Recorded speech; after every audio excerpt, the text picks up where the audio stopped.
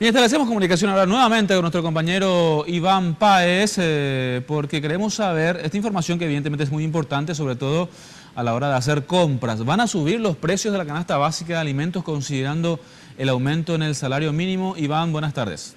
Buenas tardes nuevamente. Y sí, esta fue una de las primeras preocupaciones ante la confirmación del aumento del salario mínimo, porque por lo general, tras un aumento en el salario, también se da un aumento de los precios de los productos a la hora de ir al supermercado. Entonces, recurrimos nosotros hasta el presidente de la Cámara Paraguaya de Supermercados, Cristian Klitschek, y él nos decía que el aumento no sería notorio, tendría que ser muy ínfimo si es que se da, ya que el aumento que se tiene en el salario mínimo es razonable y no afectaría de manera importante a la estructura de costos de las diferentes empresas.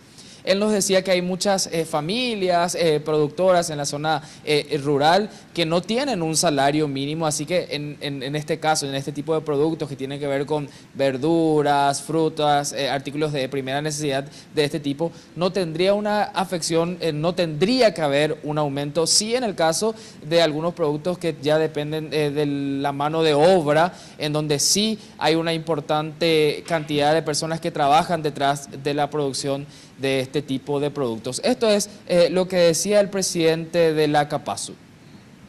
Lo que nosotros consideramos desde el sentido común que este aumento, que es un ajuste relativamente razonable, no debería de afectar de ninguna manera, de manera lineal, vale decir en la misma proporción o en el mismo porcentaje, porque la composición del costo de la mano de obra en cada categoría o proveedor o producto es diferente.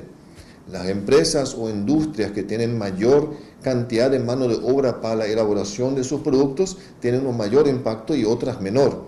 Pero de vuelta, en ningún caso el 100% del costo está sobre el salario mínimo, sino es un porcentaje. Y sobre este porcentaje, este aumento. Por lo cual, realmente creemos que va a ser un impacto mínimo en esta ocasión. Así que de ninguna manera, en ningún caso puede aumentar ese 4.7%, por lo que expliqué, porque no es una incidencia directamente proporcional, sino en algún porcentaje. Y considerando cualquiera de todas estas eventualidades, sinceramente creo que en esta ocasión se podrá absorber ese nuevo costo en lo que son los proveedores. Y para el señor Cristian, si explica entonces el aumento que se tiene en el salario mínimo, que ya es uno programado, es razonable. Hay que recordar que a finales del año pasado también teníamos un aumento, y esto con la ley vigente del salario mínimo pasaría entre cada junio y julio de cada año. Entonces, no hay que estar preocupados, al menos de momento. Los productos de la canasta básica familiar no tendrían ningún aumento considerable. Y decía el representante de la CAPASU que lo que sí les afectó a ellos en su momento este año fue, por ejemplo, el tarifazo de la ANDE, que sí tuvo una incidencia importante ante la suba que tenía que darse de una sola vez por el costo de la energía eléctrica. En este caso, podemos estar tranquilos, al menos de momento.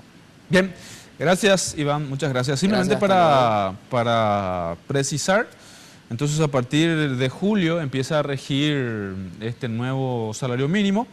Hablamos de un incremento de 76.616 guaraníes, con lo que el sueldo básico llega a 2.041.123.